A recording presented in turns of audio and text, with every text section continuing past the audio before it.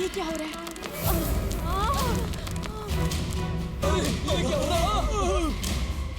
पृथ्वी में कंपन हो रहा है। समस्त संसार में जैसे हलचल सी मची हुई है।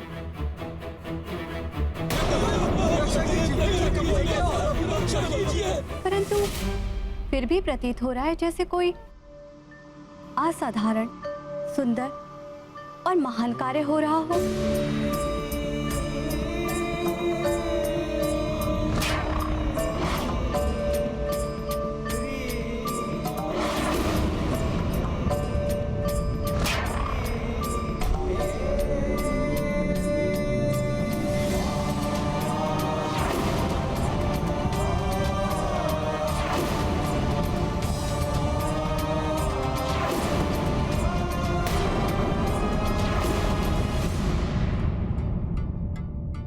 हाँ प्रिय,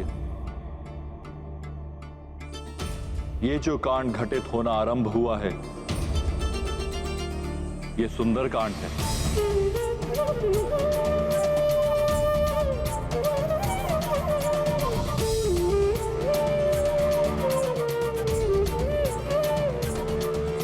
सुंदरकांड?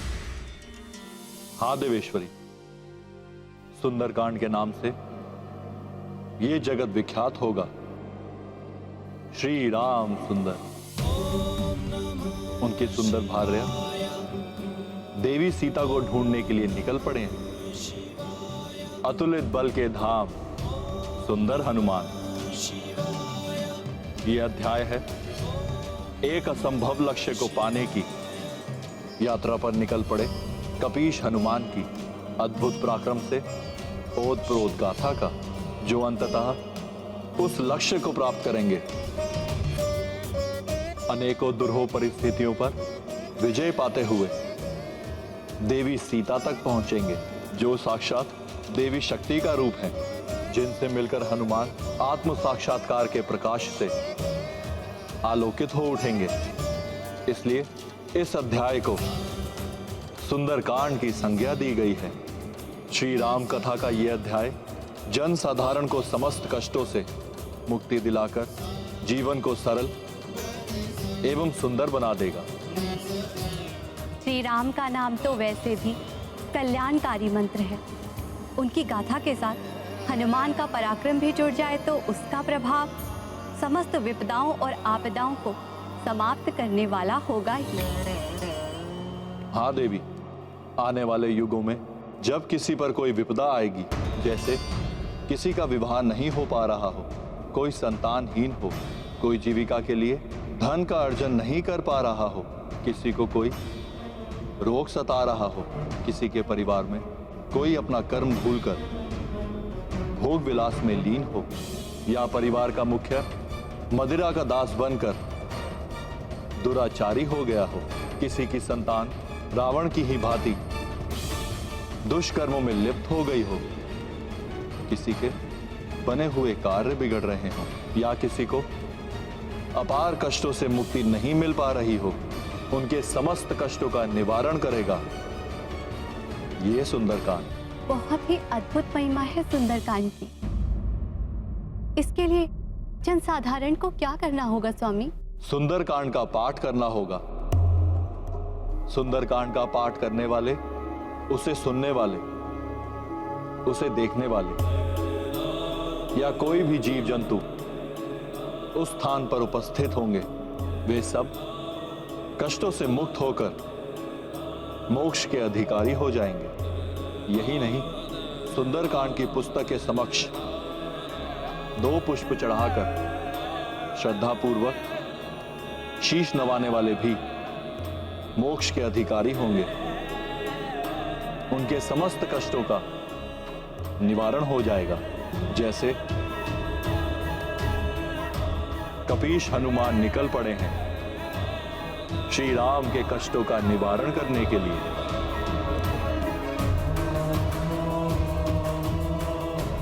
प्रिय, अकाल मृत्यु से भी बचाने की शक्ति है सुंदरकांड में। इसका पाठ करने और सुनने वाले को मृत्यु के मुख से भी खींचकर जीवित निकाल लाएगा ये सुंदरकांड। तो अब हनुमान की यात्रा के साथ ही आरंभ होता है ये अद्भुत सुंदर कांड।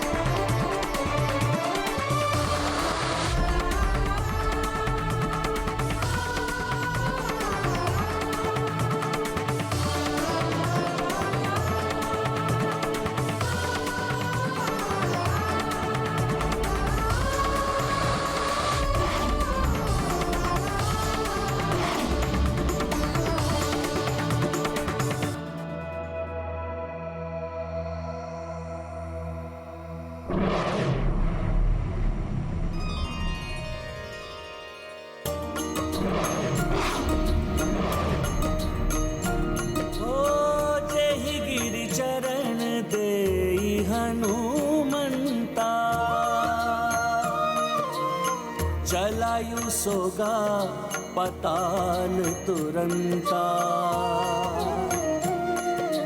जिमिया मोघ रघुपति करबाना, एही भांति चले हनुमाना। राम सिया राम जय हनुमान, राम सिया राम जय हनुमान।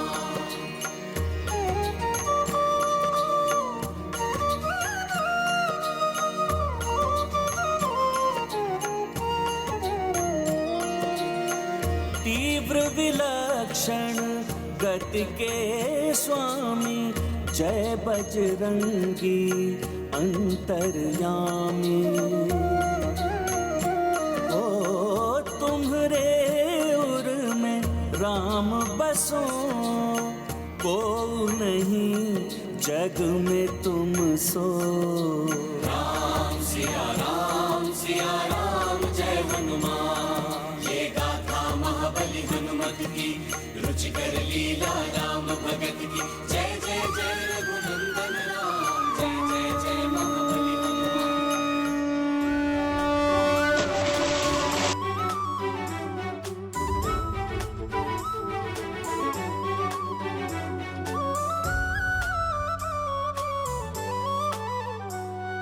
प्रणाम समुद्रदेव। आपकी यात्रा सफल हो, मंगलकारी हो मंगल मूर्ति हनुमान।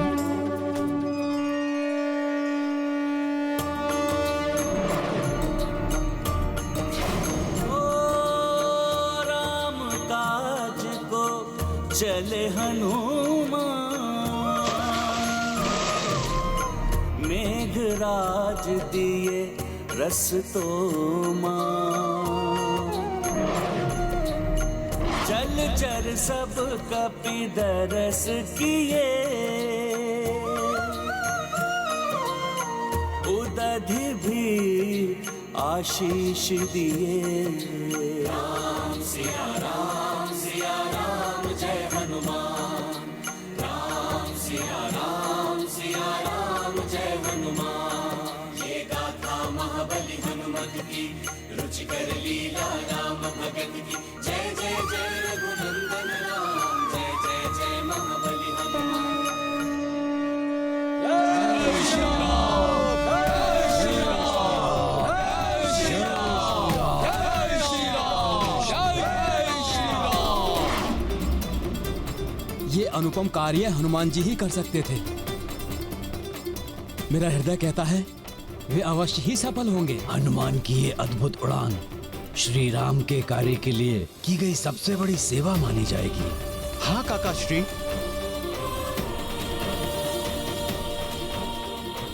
बस अब हनुमान जी के मार्ग में कोई बाधा ना आए।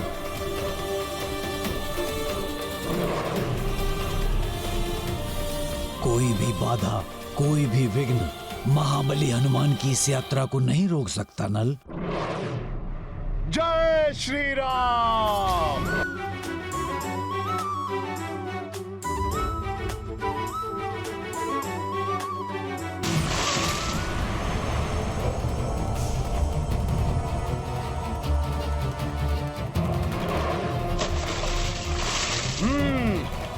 अब ये विशाल पर्वत आ रहा है मेरे मार्ग में।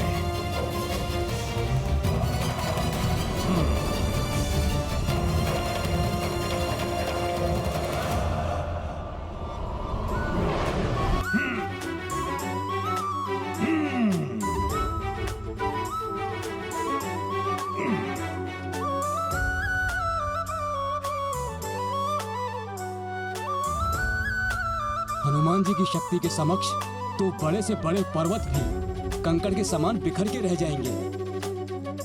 चाहे ऐसे कितने ही पर्वत मेरे मार्ग में क्यों ना आ जाएं, परंतु प्रभु श्री राम के मार्ग में कोई बाधा नहीं आने दूंगा मैं।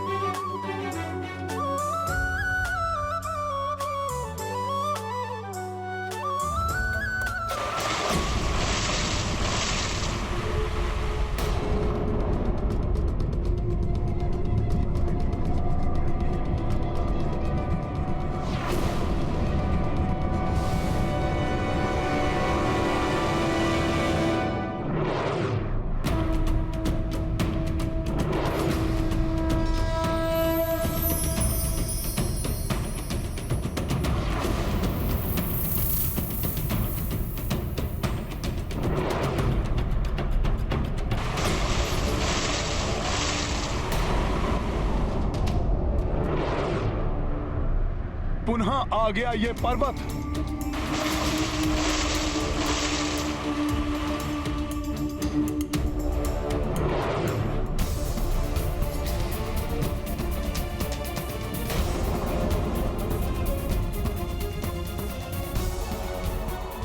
अच्छा, तो ये मुझे रोकने का प्रयास कर रहा है।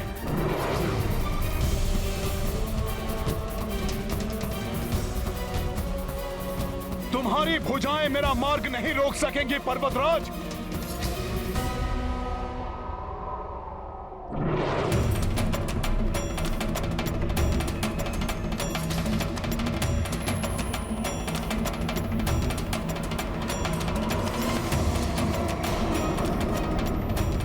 शांत हनुमान शांत।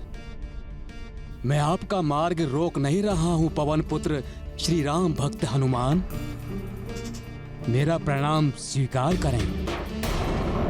मैं शत्रु नहीं सेवक हूं।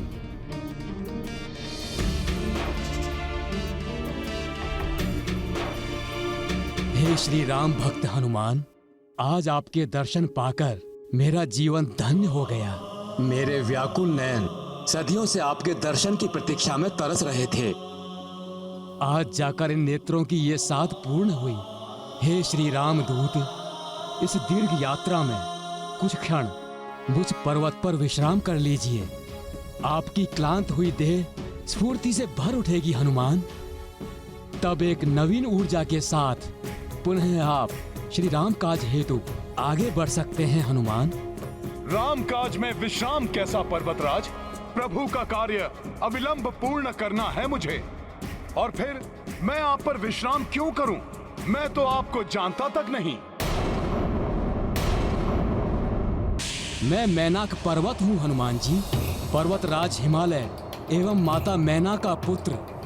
आपके पिताश्री पवन देव के बड़े उपकार हैं मुझ पर। मेरे पिताश्री के उपकार? वो कैसे?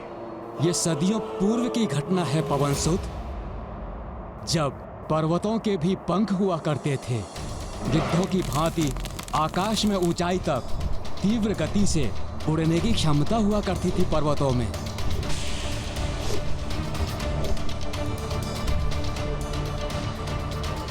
उड़ने में मग्न पर्वतों को इस बात का भान तक नहीं होता कि पर्वतों के आसपास और पर्वतों पर रहने वाले प्राणियों को उनके इस प्रकार अकस्मात ही उड़ने से कोई कष्ट भी होता होगा। बचिए गुरुदेव, ये अकस्मात ही क्या होने लगा? पर्वतों को मनुष्यों एवं अन्य जीवधारियों के कष्टों की कोई चिंता नहीं थी। देवराज इंद्र से प्राणियों की यह दुर्दशा देखी नहीं गई। बस, बहुत हो गया।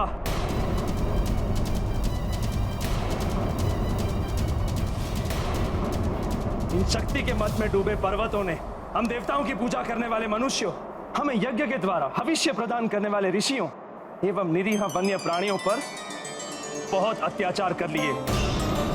अब ये सब रोकना ही होगा। हाँ देवराज, उचित कह रहे हैं आप। पंखों के कारण ही उन्हें उड़ने की शक्ति मिली हुई है, जिसका अनुचित लाभ उठाते हुए ये कभी भी अकस्मात ही उड़ जाते, जिससे प्राणियों को बहुत कष्ट हो रहा है। सत्य कहा शनिदेव। ऋतुएं भी अपना प्रभाव नहीं डाल पाती।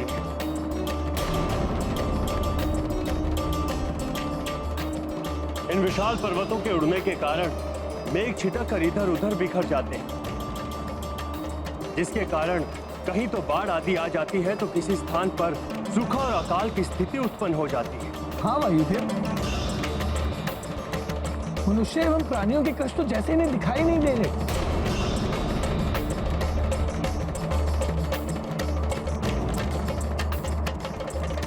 ये अन्याय और नहीं होने दूंगा मैं। पंखों के कारण ही ये पर्वत इतने अभिमानी हो गए। अब इन्हें पंखविहीन करना ही होगा।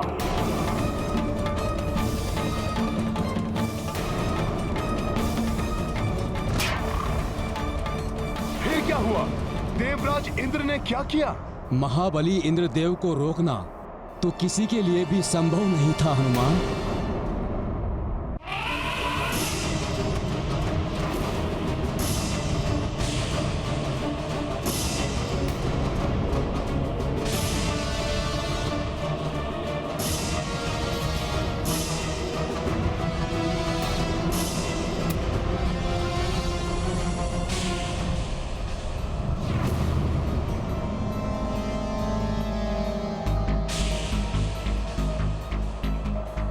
पर्वतों को यह भी चिंता नहीं है कि मैं देवराज इंद्र इनके मार्ग के मध्य खड़ा हूं।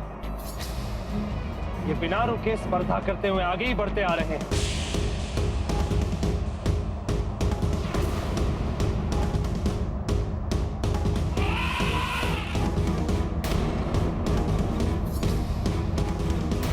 बचाओ, बचाओ, अरे रक्षा करो कोई,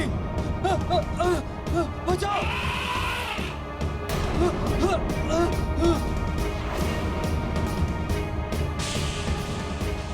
बस पर्वतों, बहुत हो गया तुम्हारा ये अत्याचार।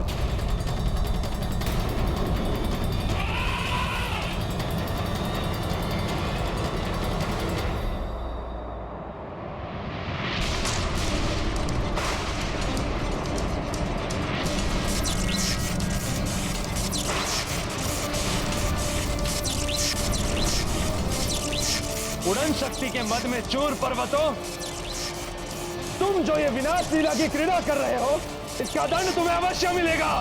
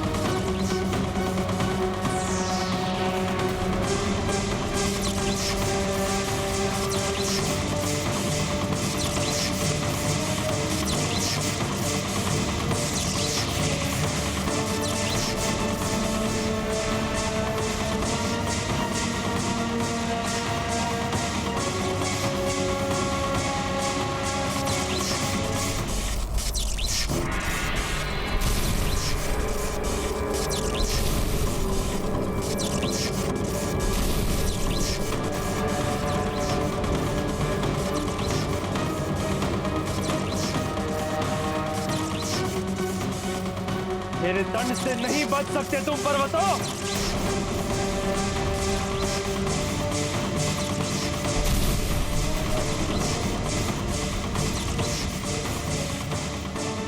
किंतु आपके पंख तो अभी भी सुरक्षित हैं। आपके पिताश्री वायुदेव की उदारता के कारण ही मेरे पंख कटने से बच गए हनुमान। रक्षा कीजिए वायुदेव, रक्षा कीजिए। इंद्रदेव के प्रकोप से मेरी रक्षा कीजिए वायुदेव। प्रकट होइए वायुदेव। प्रणाम वायुदेव। पर्वतराज हिमालय पुत्र मैनाक, तुम पर्वतों के अत्याचार और ना हो, इसीलिए इंद्रदेव अब तुम पर्वतों को पंख विहीन किए बगैर नहीं रुकेंगे। वायुदेव, जब वो क्रोध में आकर मेरी ओर बढ़ रहे थे तो स्पष्ट लक्षित हो रहा था कि वे मुझे मात्र पंख विहीन नहीं करेंगे, अपितु आज मेरा वध भी कर डालेंगे। इसीलिए मैं वहां से भाग निकला वायुदेव। कोई उपाय कीजिए, अब इस संकट की घड़ी में आप ही मेरी सहायता कर सकते हैं वायुदेव। कुछ उपाय कीजिए वायुदेव, कुछ उपाय कीजिए।